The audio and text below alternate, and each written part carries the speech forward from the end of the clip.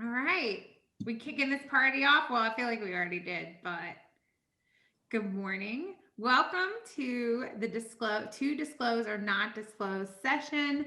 My name is Beth Davison. I'm the executive director of the Kentucky Chamber's Workforce Center. Very honored to be with you today and help introduce the two real fierce leaders that are going to be giving you some great content around disclosing in the workforce, how we really combat and speak comfortably and safely about substance use disorder and mental health issues in the workplace, something we can all definitely relate to in the midst of COVID.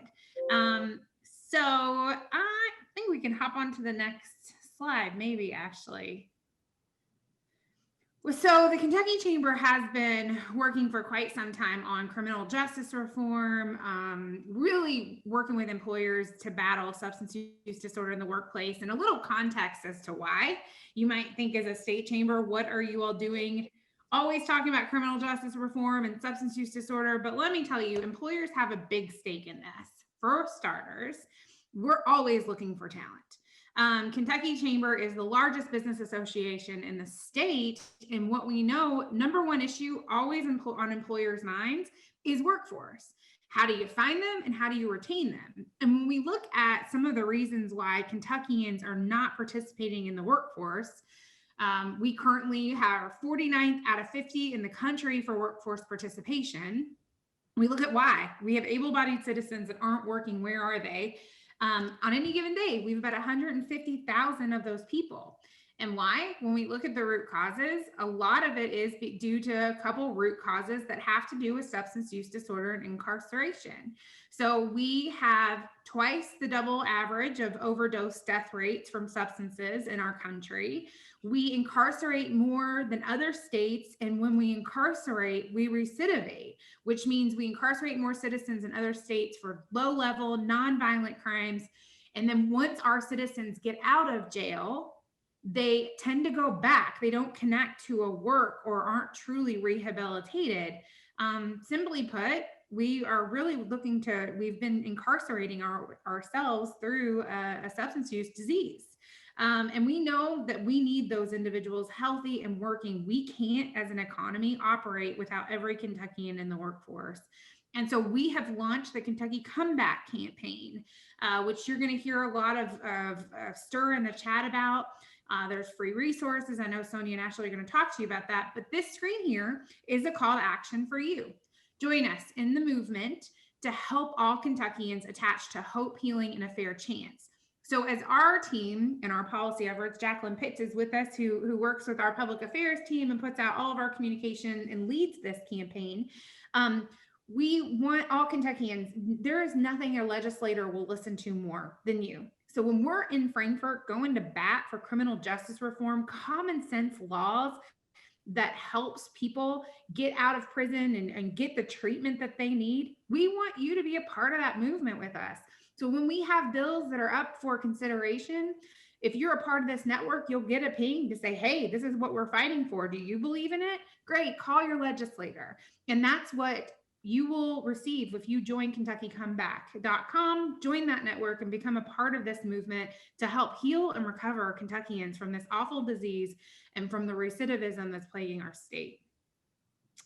So you're going to hear about Kentucky Comeback a couple times. As always, this partnership, our work would not be possible without the partnerships that we have. So we work with the Chan Zuckerberg Initiative. We are sponsored by them and the Office of Drug Control Policy. We work with the Criminal Justice Cabinet, the Cabinet for Health and Family Services, the EK-SEP team, who are always working to connect talent from those that are coming out of the recovery centers, the Kentucky Healthcare Collaborative, you name it, and we're working together. Kentucky has a really good unified model of putting all of our government and association partners in one lockstep and locking arms together to combat these issues. We don't do this without the leadership of some really amazing Kentucky Chamber members. These people on the screen are leading and driving the way. Every decision that we make when it comes to our workforce recovery program that Ashley and Sonia so well represent is led by this task force that you see here. So these are some of the most amazing leaders. We got a former governor, we've got the recovery community, we've got business leaders in every manufacturing or every logistical sector, business sector that you can think of, healthcare, logistics, manufacturing, IT, construction, from Pikeville to Paducah that lead the way on these efforts. It's chaired by Pat Fogarty out of Addiction Recovery Care. So we truly have kind of a business, criminal justice reform, and recovery minds coming together on this work. We could not do what we do without your support. So the Kentucky Chamber is the state's largest business association, but we're always looking for new members to get involved with our work. So if you're not a member of the Kentucky Chamber, please let Ashley or Sonia know, and we would love to plug you into more information on how you can get involved with our organization. And without any further ado, I'm really pumped to introduce you to Ashley McCarty and Sonia Osman. Sonia and Ashley joined the Kentucky Chamber when we launched the workforce recovery effort about 18 months ago in June of 2019. Don't check me on my math because I have no idea if that's actually 18 months. But they have hit the ground running. Our state drug czar said yesterday on our workforce recovery stage, he was like, Ashley and Sonia, nothing has stopped. The pandemic has not stopped them. And it is absolutely true. Since they've launched the program, they've trained thousands of employers just like yourselves that have working to update and understand different policies and opportunities to really help treat, prevent, and recover employees in the workplace and become fair chance or second chance employers. So you are in for a huge treat today. Sonia, Ashley, take it away. Thank you, Beth. That was like really good. All I need to say is my name. That's all I need to say is my name now. So you've like put me up there and people are going to expect me to do wonderful things now. Well, you do wonderful things and I appreciate you. I did good. For everybody on the call, you do know I work for Sonia and appreciate honestly that seal of approval. Like Beth said, my name is Sonia and I'm so happy to be here with you guys today. Just a little bit about myself. I have 16 years of experience in HR in the construction, manufacturing, retail industries. And I also am the president of the Four Rivers SHRM chapter here in Paducah, Kentucky, where I reside. I also serve on the Kentucky SHRM Council. And I also have received the 2020 La Hannah Spirit Award this year, which is a huge humble experience for me. So I want to kick it over to Ashley and let her introduce herself. I always never know what to say after Sonia introduces herself and all those awards and honors and stuff. I usually say, I'm Ashley McCarty. I'm a shopaholic. I have 3 dogs. But I'm Ashley McCarty, business liaison at the Kentucky Chamber. I have a bachelor's degree in psychology. If you've been on the webinars previous to this, you'll know that I was a pharmaceutical sales representative for about 8 years until I had a couple surgeries and got addicted to opioids. Then due to low productivity, missing appointments, calling in late, I lost my career. And I moved on since this disease is progressive and started using methamphetamines, began living in my car, using the bathroom in a bucket until I got arrested. Then I got court ordered to treatment where I stayed a year and I got out, sat down on my couch and thought, what do I do now? What do I do now? I am never going to find employment because I have a record. People see me as my past. But I'm here to say that your past does not define you. And but I sit on my couch and I started applying for jobs, and I got hired with Addiction Recovery Care as a case manager, a counselor, and a certified peer support specialist. And then this job came open at the chamber, and I thought, I lived that. My substance use disorder and also mental health disorder were swept under the rug with my company. And everyone just turned their head to it. And I eventually lost my career. So we have to change the way we're thinking about mental health and the way we're thinking about substance use disorder. And we have to start talking about these things in the workforce because they're there. We can't just turn our head to them. So I'm just honored to be here, and I'll turn it back over to Sonia. I'm sure she has some housekeeping things for us. Yes, I do. Thank you. We just have a couple of housekeeping items. Just if you could just mute, put yourself on mute. We will have a lot of engagement here, so we want you to talk with us. So you can unmute yourself or use the chat box. So we'll be monitoring the chat box as well. And also there, if you press on the participant button at the bottom, you will see a nonverbal task bar that you can use as well, that we'll be monitoring as well. So let's get started. So the presentation today is the last and final one, to disclose or not to disclose. And what we're going to talk about here is understanding mental health and substance use disorder. And with that is, employers or employees sometimes have a hard decision to make on if they want to disclose this information or not to their employees, because there's a lot of variables that are surrounding these decisions. And as we go through the presentation today, you'll understand those variables and how to best use those in your organization. Up in the chat, I'm not only a business liaison, but I'm a fashionista and an inspirational DJ. I love it. So to disclose, not to disclose. Let's look at this chart here. I'm going to pull out some numbers. So this is very important factors when an employee is deciding to disclose or not to disclose to their employer that they may struggle with substance use disorder or mental health disorders. So 27.9% strictly just have a desire for privacy. They just don't want to let anybody know about it. They don't want to talk about it. But then risk of being viewed differently and risk of being treated differently. It ranges from 53 to 57%. They think they're going to be treated differently and viewed differently. And this one's the one that really bothers me is 60.1% think that their supervisor is not going to be supportive.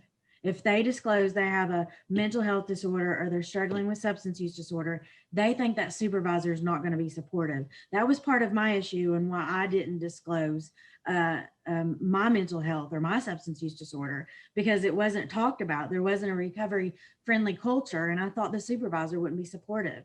And then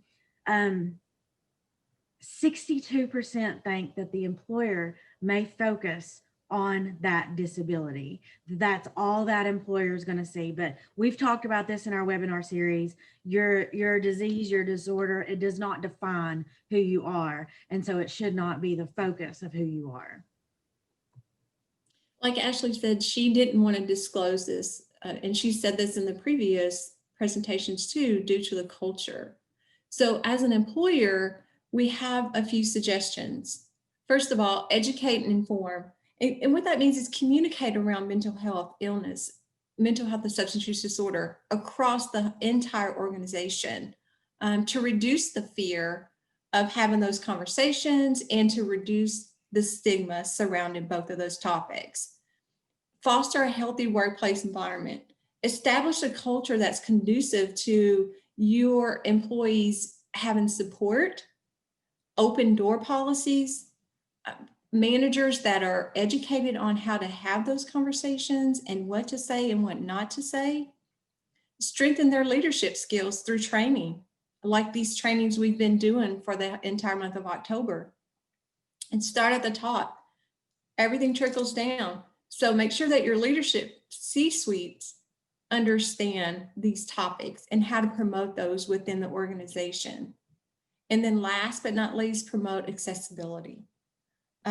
Like EAP programs. Do they understand their benefit plans and how to use them? If not, have a whole session on that. It's very informative to them and very enlightening too as well. And from an organizational economic standpoint, employees who seek treatment reaps rewards and increased productivity, and absenteeism is decreased as well. So why are we talking about substance use disorder and mental health? Why have we brought mental health in? Because 50% of the time they are co-occurring disorders. So over half of those with a drug addiction also have a mental illness. Likewise, over half of those with a mental illness also have a drug addiction. So I looked up, it was actually yesterday, I looked up comorbidity. And comorbidity is when a person has two or more disorders at the same time or one right after the other. And it occurs frequently with substance use disorder and mental health. So the thing with comorbidity is that also means that the interactions between these two disorders can worsen the course of both.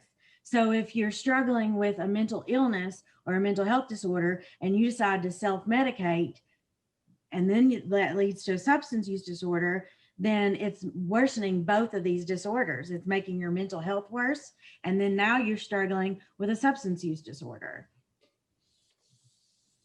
So mental health, I want to emphasize this. Mental health is a person's condition with regard to their psychological and emotional well-being. Keep in mind, we all have mental health. So all 39 people on this call right now, we all have mental health, but sometimes it becomes unwell. So what is a mental illness or a mental health disorder? So it's a wide range of mental health conditions, disorders that affect the mood, thinking, and behavior of an individual. So remember, throughout this, we all have mental health, but sometimes that becomes unwell. So then there's those individuals that struggle with a mental health disorder. So why should we care? Because 1 in 5 adults in the United States experiences a mental health condition in a given year. So let's put that in perspective. 46.6 million people per year suffer with mental health.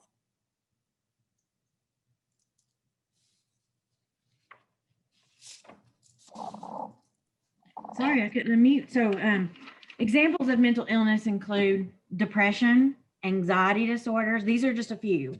Schizophrenia, eating disorders, and addictive behaviors, because we've talked about substance use disorder, for example, is an example of a mental health disorder. It's a brain disorder. But let's talk about depression just a little bit. Depression isn't just feeling sad. You know, we all sometimes experience sadness, but depression is a depressed mood or a loss of interest, and it causes signs of impairment in day-to-day activities. So depression causes impairment in day-to-day activities, along with anxiety disorders. So we all get nervous, anxious a little bit, but if you struggle with an anxiety disorder, then it's feelings of worry and fear and anxiety that interrupt your day-to-day activities. And then schizophrenia, talking about it, I have to look at this a little bit because it's a long definition, but it's a long-term mental illness. And it's a breakdown in the relation between the thought of emotion and behavior, leading to a faulty perception, inappropriate actions, feelings, and behaviors, and withdrawal from reality and personal relationships into a fantasy or delusion, sense of mental fragmentation. Wow. Eating disorders. So that's where it disrupts your daily life. Also, abnormal, disturbed eating patterns, and then again, the addictive behaviors, not just substance use disorders, but there are other addictive behaviors as well. So let's talk about the 5 signs. So personality change. This is a dramatic change in appearance, actions, even opinions or feelings when someone is dealing with mental health. Agitated. This is a sense of inner tension and restlessness. Gets annoyed very easily. Happens due to an amount of stress, dealing with maybe job, family situations. Trouble or nervous, or really appears to be nervous, and a little bit of irritability. Withdrawn. They're hard to dialogue with, very isolated, don't want to have conversations. I always say, just when you are talking to someone in that state, I would always just assure them that you're there when they are ready to talk, and that you will just continue to encourage them and uplift them. poor self-care, neglect or personal hygiene, suffers socially, not wanting to like go places, again, just kind of being isolated, and doesn't maintain a healthy lifestyle, and life's hopelessness, where they're alone, nobody cares, they may be contemplating suicide, lack of desire, and negative impact in their lives. Add just a little bit there, Sonia, too, on the poor self-care, speaking from experience. And I even noticed I think it was a commercial or a Facebook ad, but the poor self-care, seriously, sometimes even getting out of bed and taking a shower is a huge task to someone who is struggling with a mental illness or a mental health disorder that's not in recovery or not being treated. That's a huge task just to get up and get ready. So no wonder individuals are calling in to work or missing work or not calling in and not showing up because you're feeling hopeless, withdrawn. You don't want to get out of bed. You're agitated. Your personality is like a roller coaster. We've got to realize these signs. So the next slide, if you guys remember in the Are You Okay, I want to emphasize that you cannot see a mental illness. You can't see it like a broken bone. There's no one face of mental illness, and it's often invisible. Just like this picture, you guys know if you were in the previous one, these are all pictures of me growing up. But I struggled with a sense of belonging. I struggled with perfectionism. I struggled with anxiety. I struggled with depression. I struggled with feeling alone and not being good enough. And that had led me to self-medicating with the opioids, with the methamphetamine, with cocaine, with any substance that I could self-medicate with. But as you can see in these pictures, it's nothing but smiles. And that's a lot of times what we see in an individual is nothing but smiles, hidden behind big smiles, wide eyes, and cheerful expressions to deceive other individuals so that no one knows that they're struggling.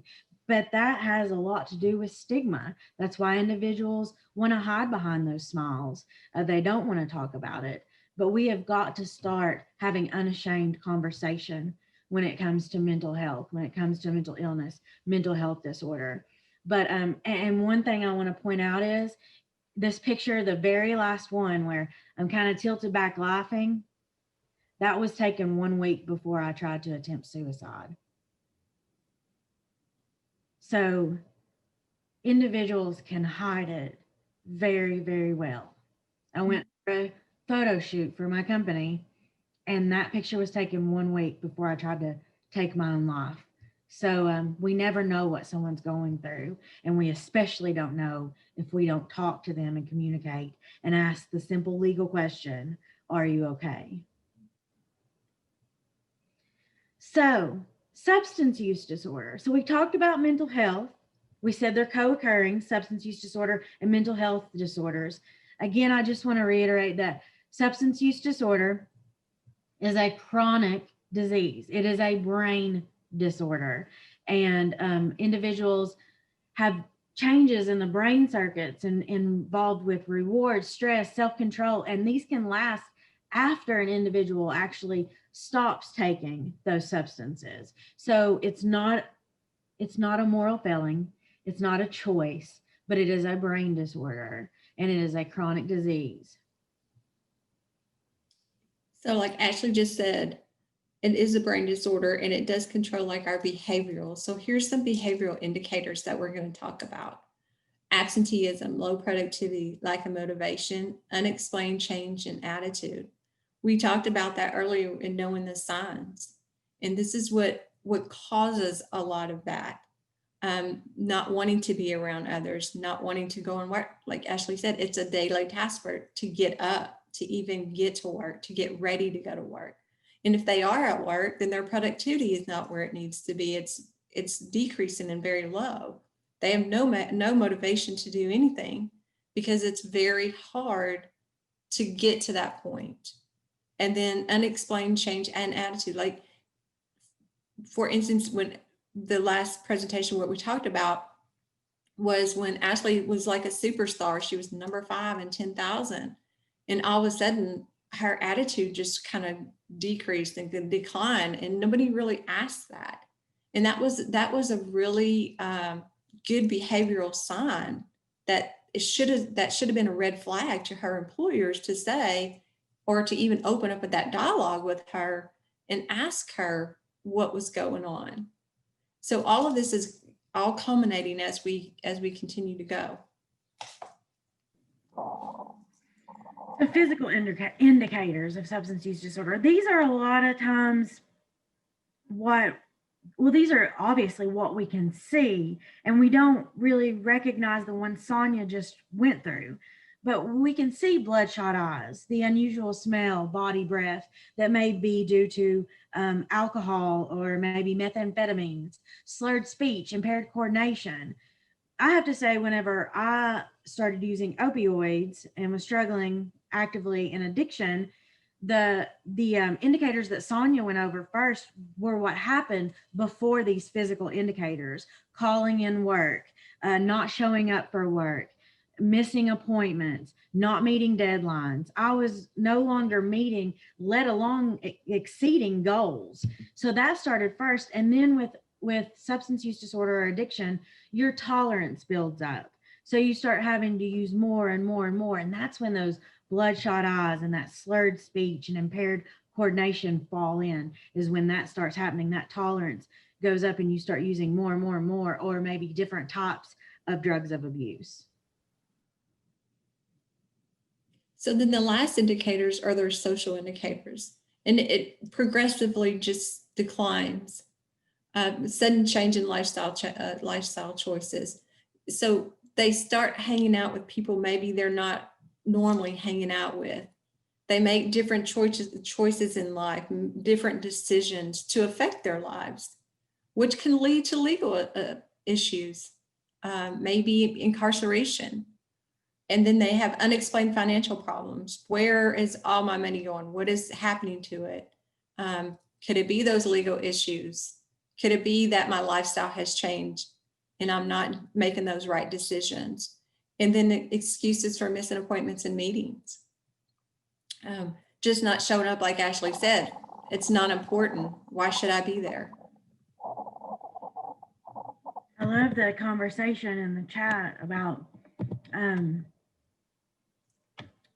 powerful to talk about how the outside doesn't always match what's going on the inside. And then social media, a lot of that plays out on social media. And Harper had said, all we see is the highlight reel. So important to have these conversations, especially in these stressful and scary times. I think that is so important. And Sonia will talk about social media. There are so many times when, or most of the time, it's those smiles that you see, but you don't know what's going on the inside. So just to emphasize that it is a disease, there is treatment, and recovery is possible, because that was me, if you guys remember, 7 years ago, living in my car, using the bathroom in a bucket, contemplating suicide every single day, and then getting arrested, going to jail, laying on that concrete floor, looking at that concrete wall, concrete ceiling. But I got help, I got treatment. And so recovery is possible, because on July 20th, 2020, this year, I celebrated 7 years in long-term recovery. So very blessed, very grateful. And that's how I stay in recovery. One way is to express gratitude. So we've given you a lot to think about now. So let's engage a little bit. The impact, every action we take impacts the lives of others around us. So the question to you is, are you aware of your impact? Unmute yourself, like type in the chat box. What do you think? What do you think? How are you impacting others around you, your teams, your coworkers, your colleagues, your family, your peers, your friends? And in other words, are you allowing people to have unashamed conversation? Think of your impact. Are you allowing that in the workplace, or are you an individual that's keeping it underground? Okay, Nicole says being open to listening and supporting emotionally. That's so important because a lot of times, I know speaking from experience, if I'm talking to you, I just want you to listen. It's not that I'm looking for an answer. Most of the time, I just need someone to listen. So that's so good being emotionally supportive. We Somebody, also have to remember our language. Like, what does your language sound like to these individuals when you're trying to speak with them? And are you aware of what you're saying whenever you're having these conversations? Brittany says a big thing for me is taking action when someone needs something, not just saying I'll be there, but showing up when they need help. And Yes. Tara says empathy is key. Yes, and definitely empathy, not sympathy, because you want empathy for the individual, but you don't want to get involved in their emotions and start feeling sorry for them. You want to help them and provide empathy because there is a difference. Right, Tara says right. Good. Yes. Anybody else? Anybody want to unmute? I need help. My team drives me crazy. I'll be glad to listen to you, Thank Beth. you. No, I think that these conversations are so important. I really do. I mean, I was just kidding. I adore my team. They don't drive me crazy most of the time. And that's something I have to add is, I mean, I know I do, and I know we all do. We adore you, Beth, because you you in the Kentucky Chamber and other individuals there are so supportive to individuals that struggle with mental health issues. And I know that speaking for myself, I could come to you about anything or anytime. And that's the kind of supervisor that individuals need, is someone they can come to, they can talk to, and so we just thank you for being so supportive, and the others at the chamber that are so supportive. Many of them are on this call. So Yeah. thank you all for being supportive. You're I welcome. want to highlight that too. Yeah, Harper put it in the chat box, and I usually talk about that through this session, is our caring conversations and how important that is to us as we look towards the end of the week on Friday, where our team gets together for 1 hour and we talk about everything but business. And it really has been everything. We just put business aside. We talk about what we're doing. We're talking about what we're feeling. Sometimes we laugh, sometimes we cry, sometimes we just have a party. But it's a very safe space that we have been allowed to step into. And it sets me up for a great weekend and for the next week. But I totally look forward to those Fridays, and man, do I miss them when we don't have them. Yeah, it's a nice way to kind of just connect as humans. And when you're in the middle of the pandemic, like we're in right now, it's just cool to have like that 1 hour that talk about anything but business and connect. And sometimes those conversations get deep, and like, that's okay. And sometimes when we tell people they don't have to talk, you don't even have to come, like there's no pressure, no matter what you do or how you show up in that conversation. But I do think that, like, we got a really great HR leader, Katie Adams, who's on here. She, and I think also our CEO, Ashley Watts, really try to build a culture where we're safe, and I think we learned so much yesterday in the Workforce Recovery Conference that showing up as a human being and just recognizing the full individual that is working with you is really important. And empathy is very, very key to that. And listening. I loved Zach Morgan's comment on, sometimes if you come into that conversation to judge or make a face or just to listen, we all have our stuff, just to have an open mind and an open heart and open ears when someone approaches you with something that might not be the norm. I like Jacqueline said, like Ashley and Beth do, I think it's so important to be honest and brave about our own struggles to make others feel comfortable talking to us about what they're experiencing. And that's exactly why I put those pictures of me, growing up and smiling and all this, and the substance use disorder in my mugshot, because it's not that that's enjoyable for me, but I want others to be brave enough to step up and talk about these things. I want someone else to be able to step up and talk and to be brave. And I want someone one day to look at me and say, because of you, I didn't give up. and so that's why I put those pictures on there, is to advocate and make aware. Let's see. Let's go to the next slide. Thanks for your comments, guys. So stigma, we've talked about it a little bit. So what is stigma? It's a set of negative and often unfair beliefs that society or groups of people have. And these are the experiences and the feelings that stigma brings about upon a person. So shame. What is shame? Has anyone ever felt shame before? Have you ever had that intense feeling of shame, withdrawal, distress, mistrust, worthlessness? That's one of the experiences or feelings that it brings about.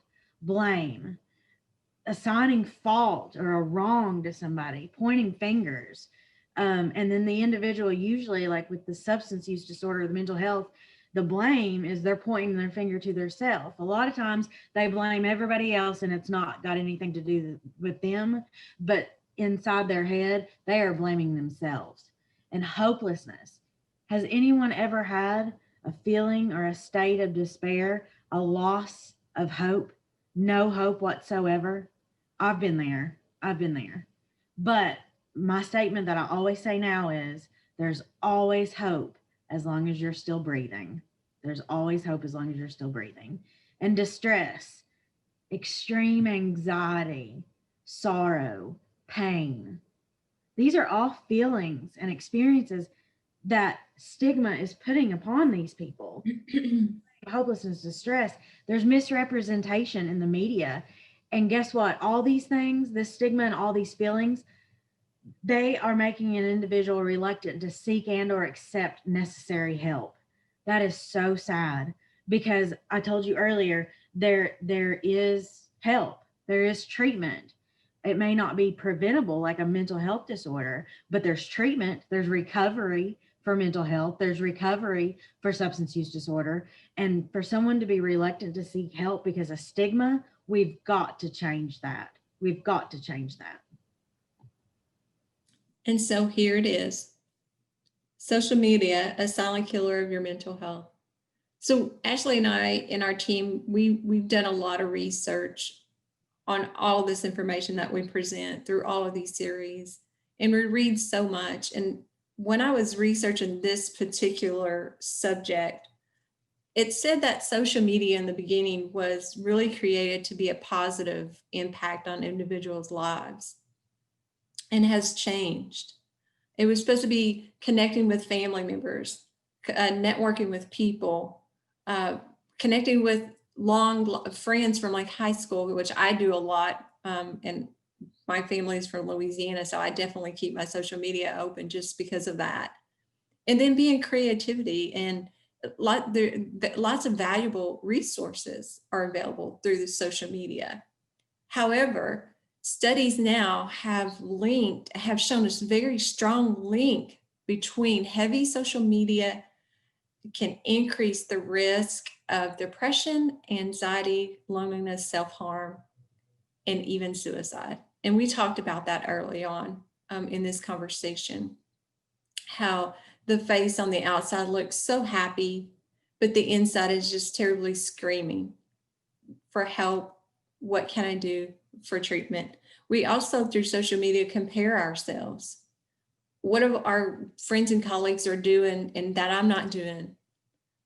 Why are they this far in their life, and why I'm not? I mean, that's a huge burden and a lot of stress to put on yourself when you're looking at social media. So, I mean, I'm a mom, and I talk about this when I talk about social media.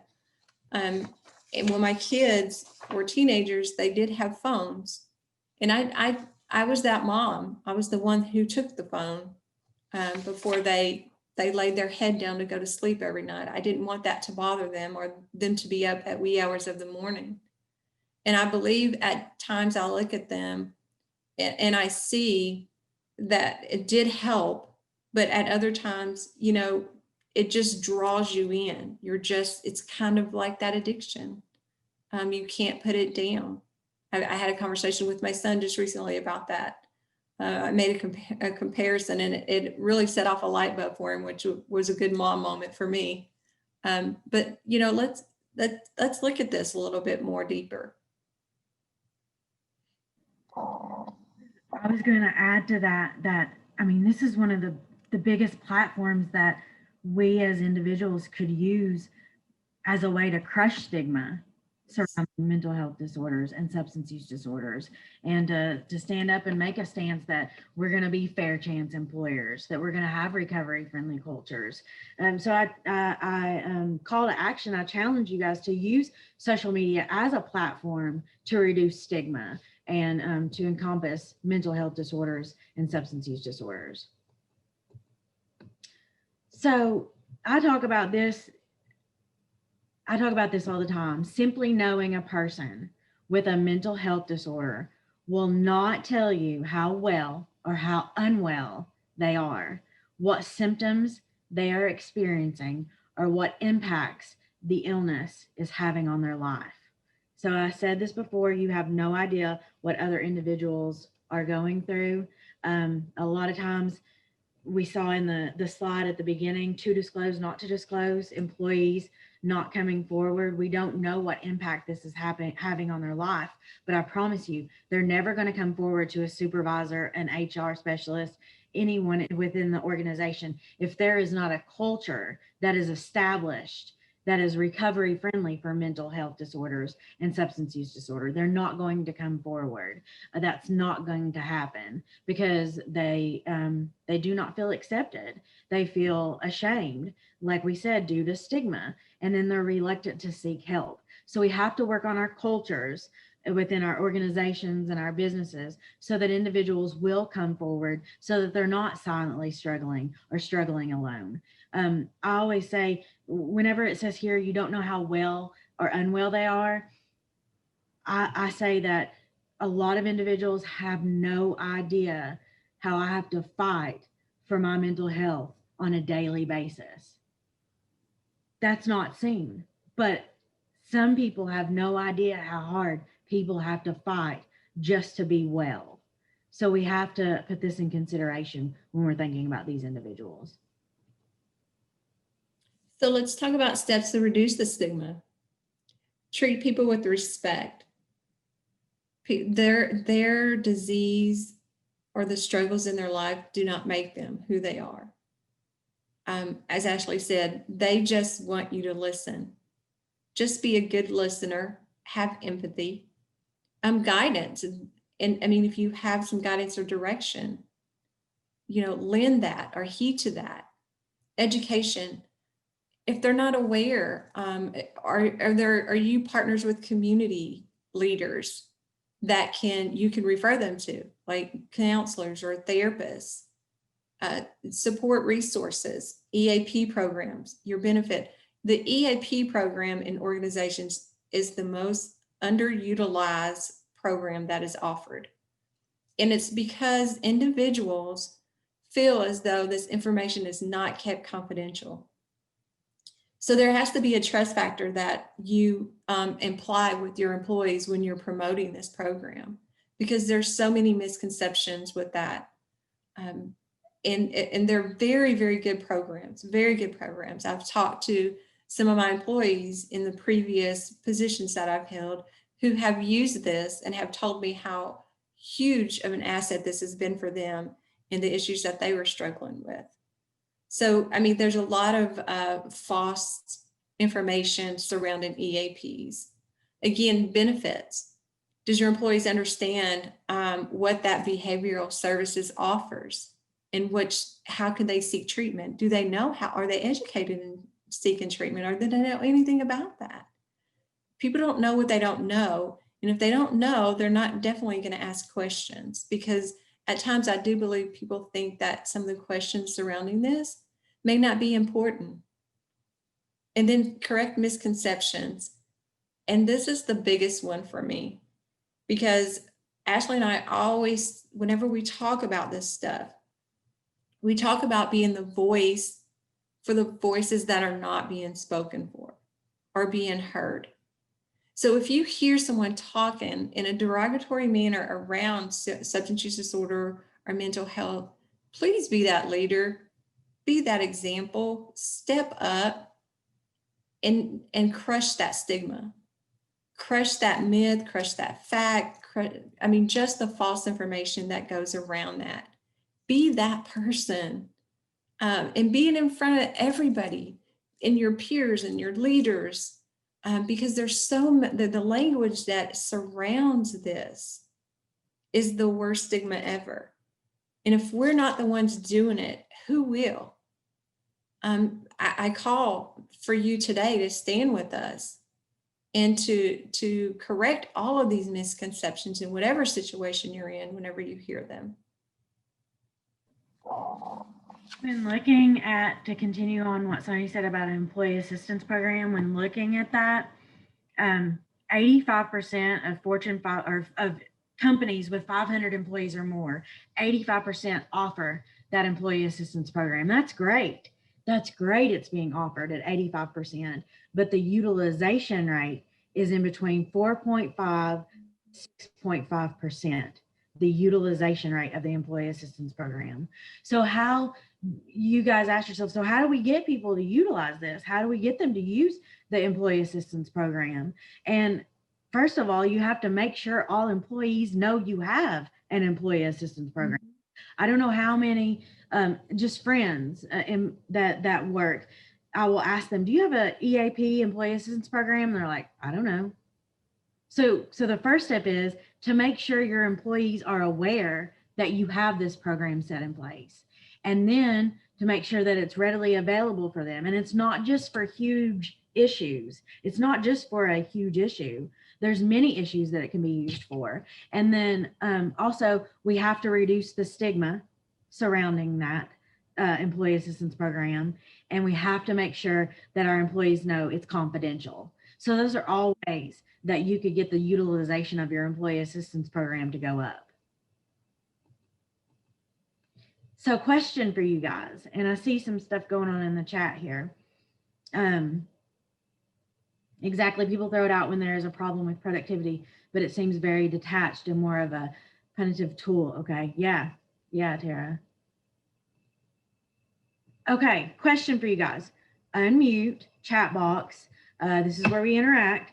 So what can you do to reduce the stigma that surrounds substance use disorder and mental health? What can you do within your organization?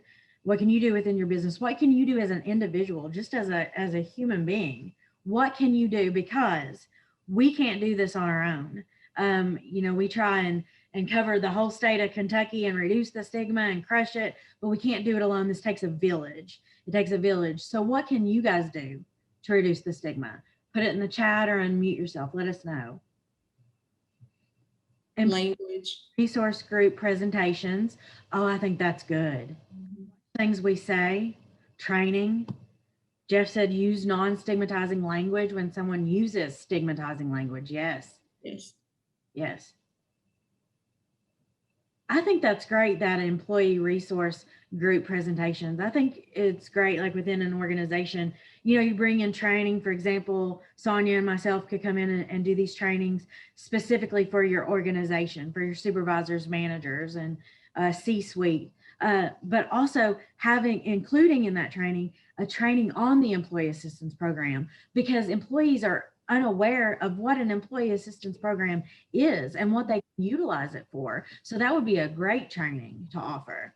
Inform about the EAP and encourage EEs to use it, bring it up often, keep it real on my own social media accounts. Yes, Katie, I was wondering if someone would say that. That's a great way to reduce stigma, because it's our biggest platform. If we can get on there and keep it real on social media accounts, which you do that. And so that's awesome. I try to point out celebrities who have gone public, yes, about their mental health struggles, saying it is normal, make it more acceptable. Yes, Molly. Yeah, because this disease does not discriminate. These disorders do not discriminate. Christine says, try and help inform others who are using the stigmatic language about what harm they may be inflicting on others unknowingly. And then Beth said to Katie, can you share the recent EAP email you sent to all staff recently? I'm unmuting. Can you hear me?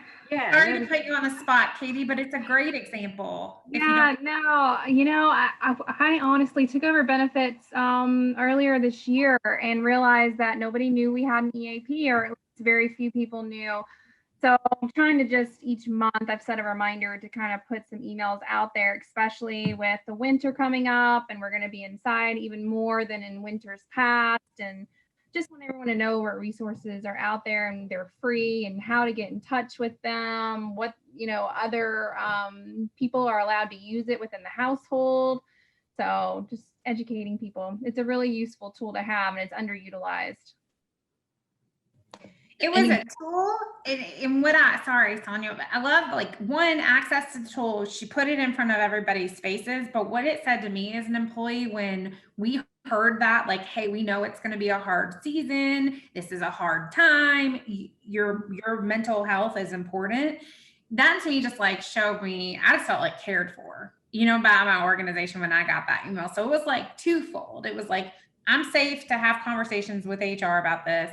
My organization has a culture that they care about me. And 3, here's a tool I can use. It was just dynamic on so many levels. It wasn't just a simple email, Katie. I think it was just the coolest thing. So Yeah, you're exactly right. And Beth, and that's how employees need to feel when those come out, or when you're promoting that and you're talking about it. Because as Katie said, so many of these organizations, the employees don't know. They're not aware. Some of them will look at you and go, what does EAP stand for? I mean, because there's so many acronyms everywhere. And so you have to, that's a really good open the door kind of conversation at that point. And if they don't know, then they can't use it. So that's why it becomes underutilized. I mean, I remember sitting in one of my organizations and none of my leaders knew anything about this, not even what the behavioral services were added into our benefits. It's so important for us to share that information and to get it out there and to offer that to employees on a monthly basis if it has to be, kind of in your face. And we do care about you and our culture. This is what we want to do in our culture. We want our employees to be well. Yeah, I was gonna add to that, like Katie sending out that email. I even emailed her back and I was like, thank you for this, because do you know how it feels like a person that feels like their mouth has been wired shut for so long when it comes to where they work, or supervisors or HR, and not being able to talk about this or ask questions, but to get an email, like Beth said, that shows, hey, we're here for you. We care. We have this program. It's here to assist you. It's like a breath of fresh air. And so it's just amazing to do that. I really appreciated it. And then Jeff said, no one likes to be called out for saying the wrong thing. And I found that when I use the better words, people pick up on that and change their own language. Very true, Jeff. And Brittany said, reminders of what resources are out there are great. Sometimes people are afraid to ask for the information. Very true. Very true. But if it's right there and it keeps coming to your inbox, or there's a training about it, or there's discussion about it, then people become less afraid to ask more questions. Sarah said, I promote discussing issues like these in individual supervision so that cravings, relapses, countertransference, bias, etc., can be discussed openly, and they can be referred to care treatment in a respectful way. This also allows us to discuss how personal issues can affect work or lead to burnout, and these types of discussions are addressed regularly in individual supervision. That's a beautiful paragraph. So yeah, exactly. And then Beth commented that Katie also runs, and you guys should go join, the Healthy Hens on Facebook. So look up Healthy Hens. It's open to the public. It's awesome because it's very motivational. It's very inspirational. She has excellent posts on there. She uses social media as a platform like it should be. So I encourage you guys to get on there and join that. And Tara said having an EAP representative to attend a Zoom staff meeting or meeting to just remind people of what services they can get. Yes. Mm-hmm. Guys, this was great. Good stuff in the chat. Yes. Thank you so much. It's okay. Well, I can just go ahead and skip this slide because we just talked about all this culture change. We did, didn't we? Just kidding. let's talk about culture change for a little bit, other than what we just already discussed, because Ashley and I talk to employers about this very thing because it's in our employee resource guide, which we'll talk a little bit later about. We talk about what they're doing to change the culture surrounding this and reducing the stigma. And so we've heard some really cool ideas and some innovative things. We have organizations that create task force that just really focus on this mental health piece in substance use disorder and how their organization is being conducive to opening up those dialogue and conversations. They do various events, wellness events, trainings, post flyers, send out emails, just so employees know that it's an open door policy, that they can speak about this. They engage with their employees. I worked for a casino, and I will tell this story until I can't tell it anymore. But we had a CEO there. We had 900 employees, and not all 900 of us were there at one time.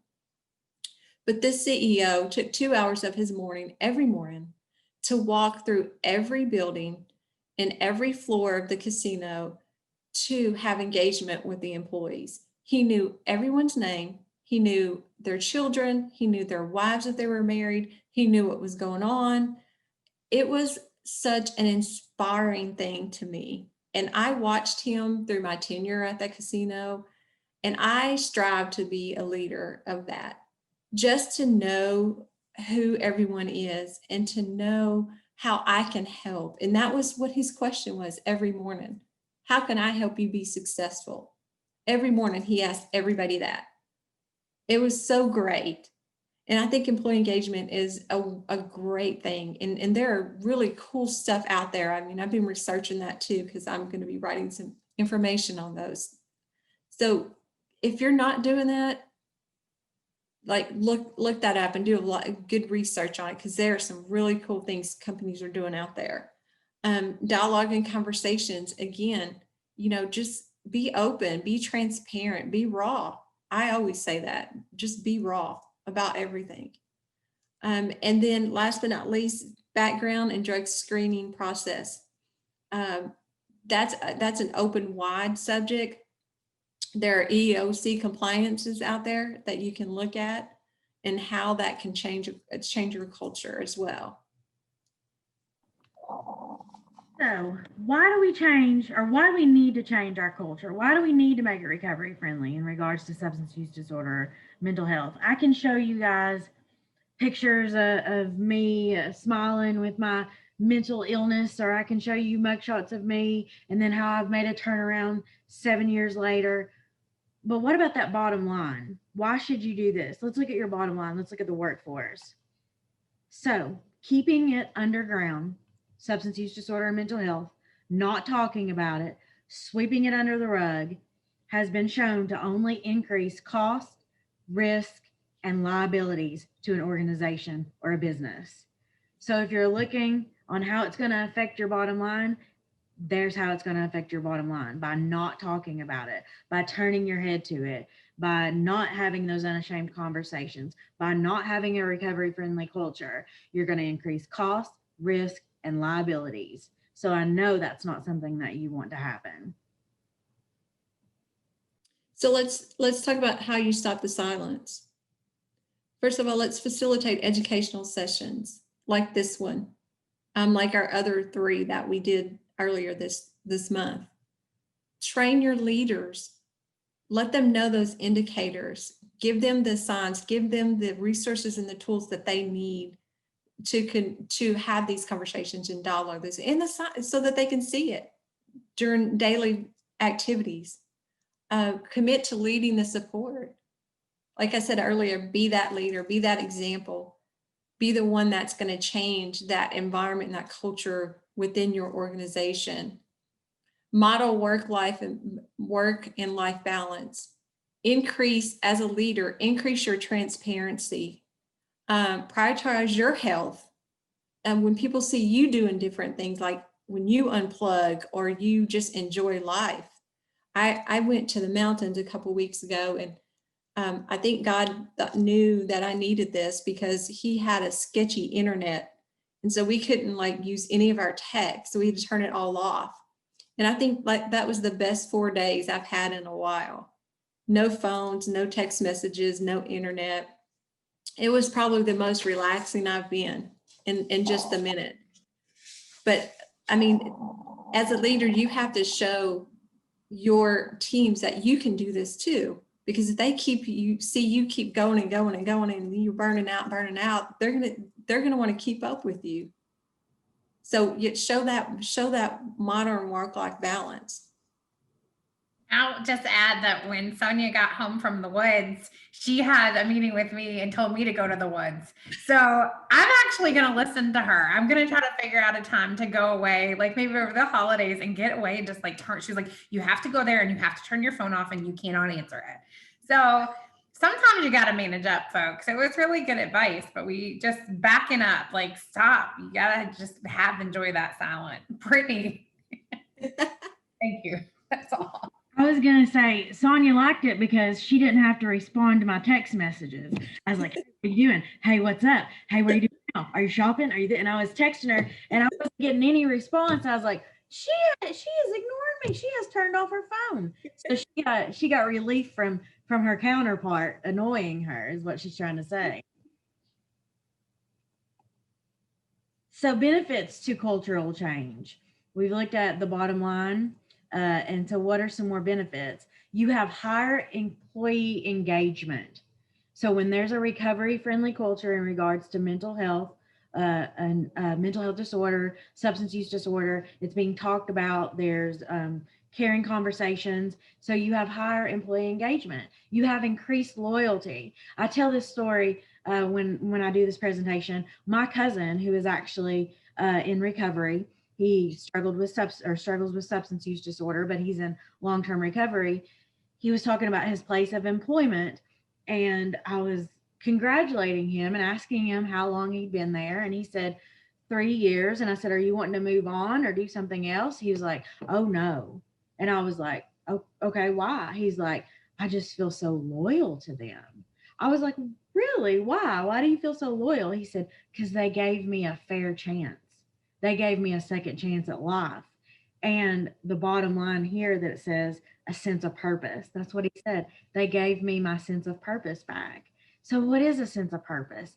It's the reason for which something is done or something is created. It's the why. It's the desire to grow. And individuals in recovery make such great employees. They miss less work. They call in less often. They have less turnover because now they have a purpose. It's their livelihood when they have meaningful employment, not just employment, but meaningful employment. So to have a purpose, speaking from experience, is amazing. Like right now I'm fulfilling my purpose by educating you all on this webinar and making you guys aware and trying to crush the stigma and give you examples on how you can have a recovery friendly culture and increase your bottom line. So it's my purpose. I'm living it out. So I get up every morning and I honestly, I know this is cheesy, but it's true. I don't say I have to go to work. I say I get to go to work because for so many years, I was doing absolutely nothing but chasing that high. So I'm very grateful that today I get to go to work. It's a blessing. So employee support system, so important. This topic is, first of all, respect privacy. If they're not willing to talk or not ready to talk, just assure them again that you're there when it's time to talk. Flexible schedules. Are you able to give them a flexible schedule? Can they take a telehealth call during their lunch, or is there an extra break that they can be allowed to have to take one of those calls? Provide safe spaces so they can unwind, so they can take a minute to themselves to gather their thoughts. We have those at the chamber, and we really enjoy those. When we're there and we need to move on to another safe space, we do have those spaces that we can just kind of sit and unwind and kind of collect our thoughts. direct employees to appropriate manager if they're uncomfortable having dialogue or having conversations with their employees surrounding these topics. Make sure that you have someone that your managers know that they can immediately direct this employee to, and give them additional counsel or guidance. And then wellness events, so important. Wellness events are just amazing. And our organization does a great job at that. We are always doing something, or I'm always doing something on our website that we have. We have off of social media, new recipes, steps, calories, just all kinds of really cool stuff. I think wellness programs are an amazing way of connecting and engaging with your employees on a really good level. The most respectful way to refer to people as people. Put that person first. Like Ashley said in the beginning, we don't know the struggles that they're dealing with on a day-to-day basis. So look at them as that person. Avoid defining that person by their disease. I mentioned that earlier. That's not who they are. And eliminate blame, as Ashley said previously as well. And then avoid defining the person by the behavior.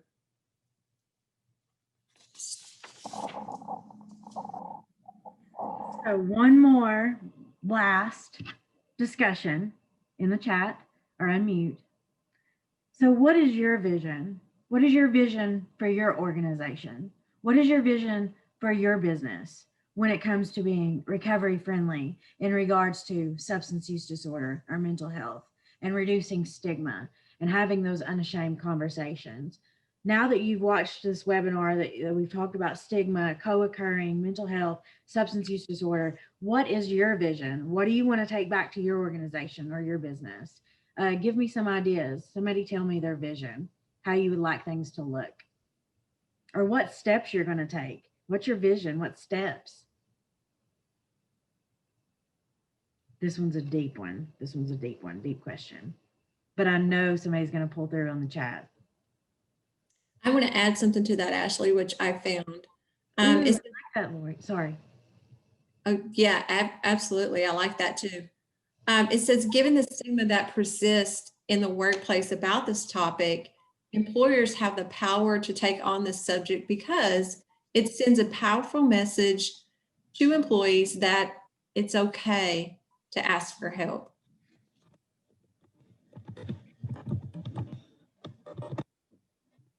Someone else, what's your vision? What's your vision for your culture?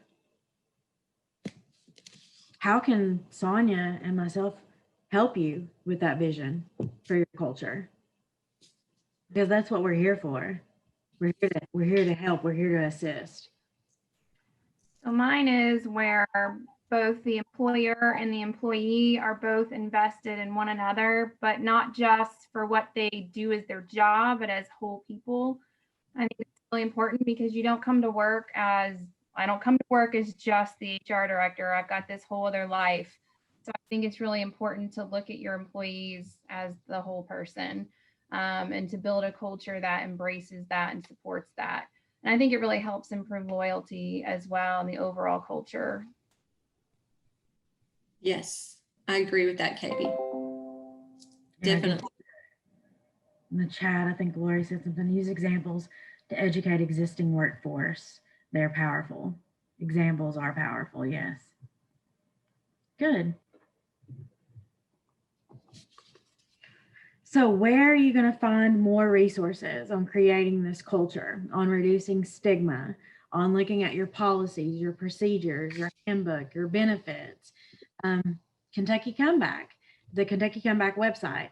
And on that is hosted the employer resource guide that Sonia and myself and our team created.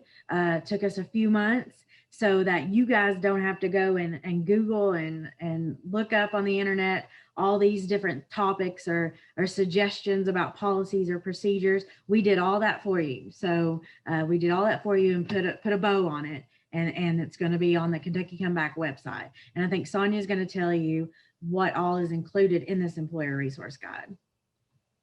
So here's the content that we created. We talk about culture, We give you best practices on background and drug screens. We talk about retention and our partners who we work with. And recruiting as well. We have partners that we work with recruiting. And what are those pipelines that you're not tapping into at this point? Policies and procedures, I'll talk a little bit about that in a minute.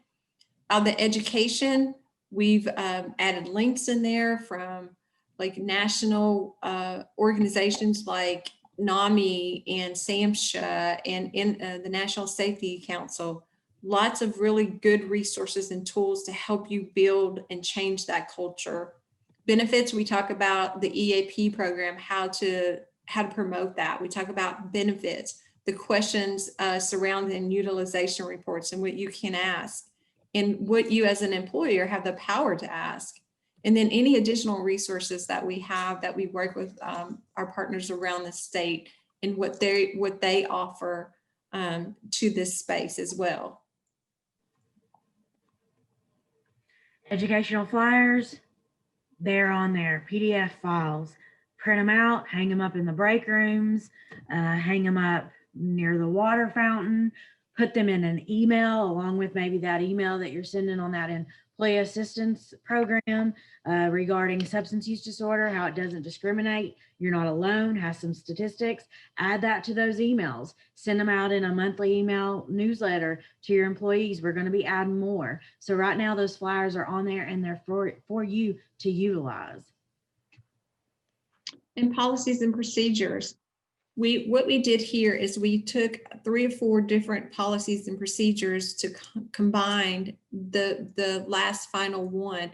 And these are very customizable and personalized. You can print these off, you can insert your logo, and there's also a fillable space in there to put your organization's name. Print them off, make a really nice handbook, change a policy if you need to change a policy. These have been approved and have been reviewed by legal, but we do encourage you, if you use these, to also let your legal teams review them.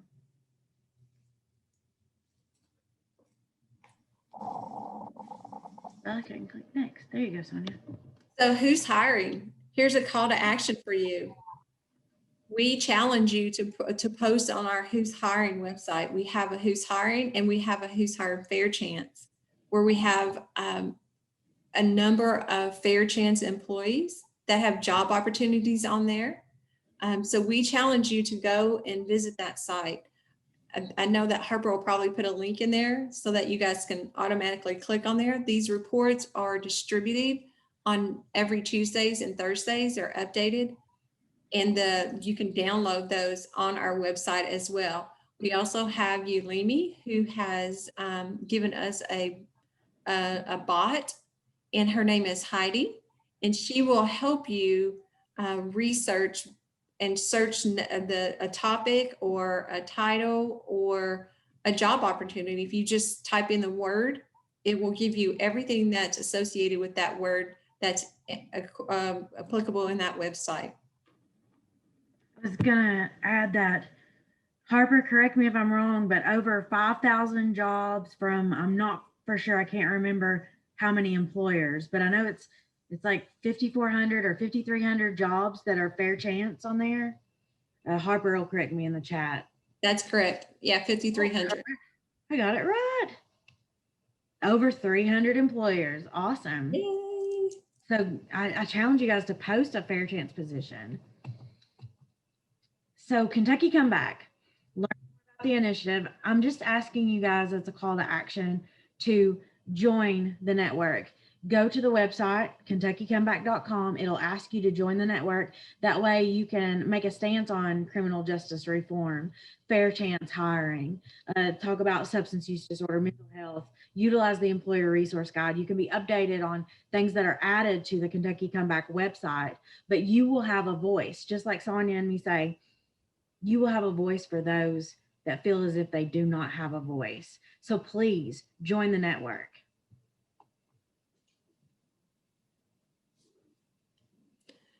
And so, did you know that there are 13 SHRM chapters throughout the state of Kentucky?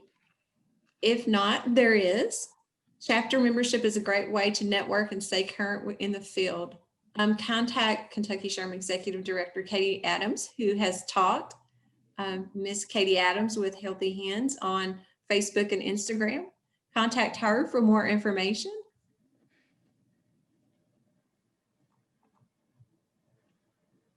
And this is us. This is our contact information.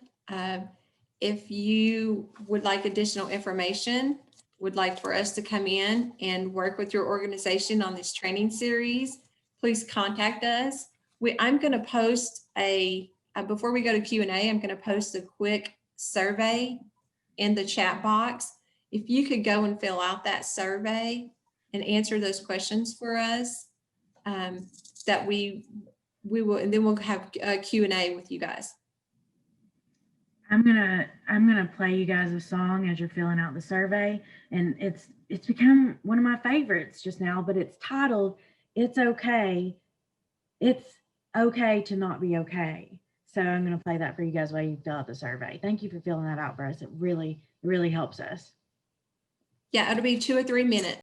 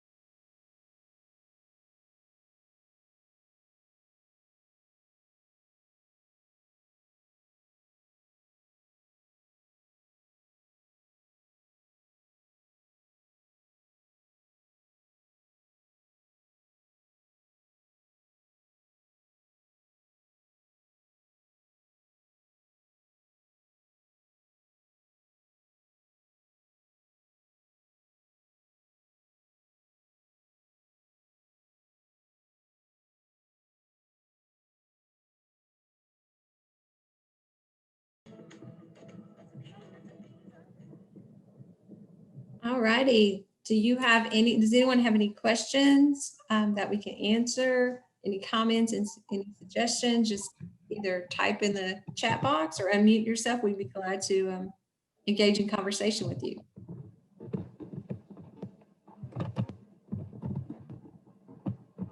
And thank you for filling out this survey. We truly appreciate it.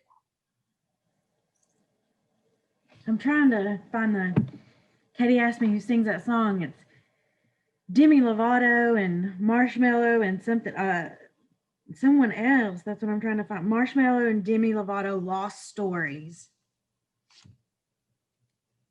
But I thought that was great because it's so true. It's okay not to be okay.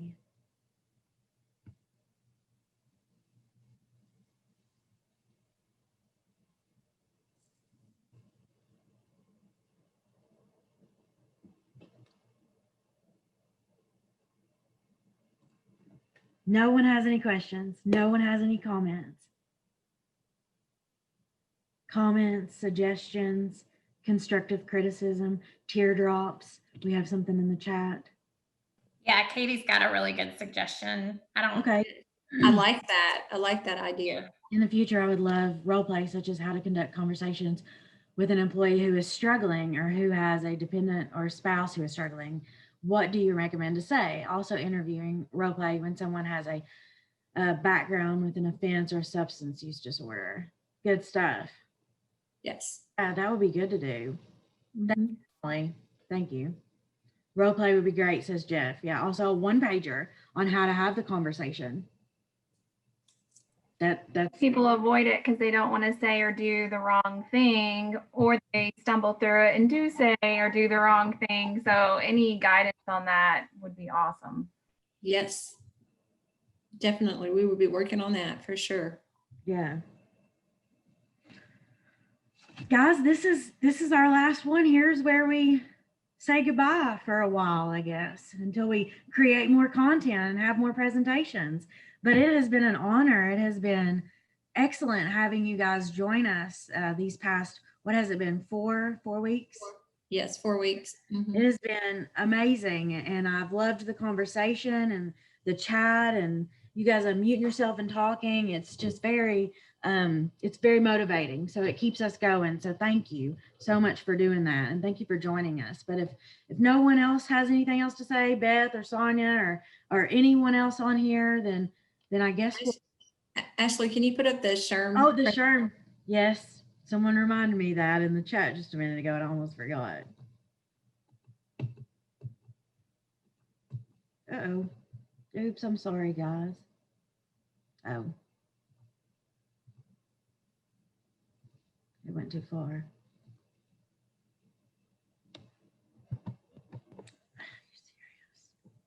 I'm sorry. Getting there, guys.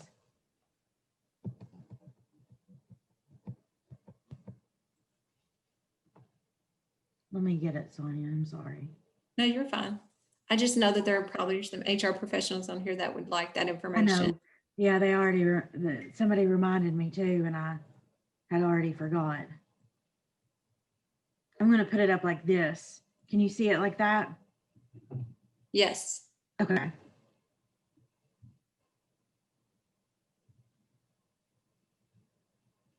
So there are your PUs. Katie, anything you want to say about Kentucky SHRM? Obviously, we want everyone to get involved. That's not. Yeah, I just keep putting Katie on the spot today. I'm like, okay. it's okay.